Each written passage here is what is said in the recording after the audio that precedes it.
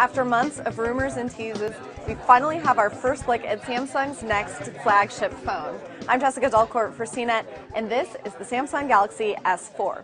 Now, it looks very similar to the Samsung Galaxy S3 that came before it. It has the same rounded shoulder design. However, it is different. It is thinner, just a little bit. It's a little bit lighter, and the back is also straighter. Comes in two colors, this frosty white color, and it will also come in a black shade for now. This does have a 5-inch Super AMOLED HD display, 1080p, so it's full HD. It runs Android 2.2 Jelly Bean, that is the most recent version. Has Samsung's Touch Wiz interface on top of that as well.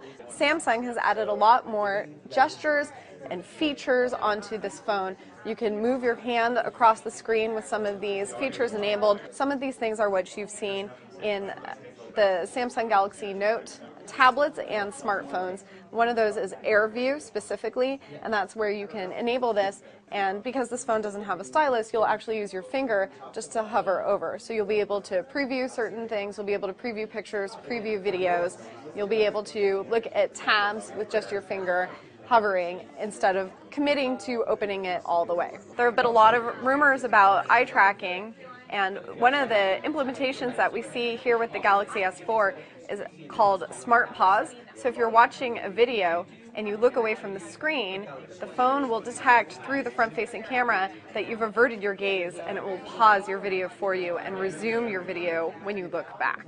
If you've got your own separate pedometer, Samsung wants you to toss that away and use its S Health app instead. It can track your calories burned and your calories in when you tell it what you've eaten. Like the HTC One, a competitor, Samsung's Galaxy S4 has an IR blaster in the front that will boot up an app. You can control your TV using it, things like volume and even playing on-demand shows. There are a ton of new camera features on here. Some of them have been borrowed from other devices. There's just a bit of a difference in the interface, so it's much more visual. There are also more modes on here as well. It will support LTE, and wireless charging, we hear, depends on the different market requirements. So I take that as a soft yes. Battery is 2600 milliamp hours.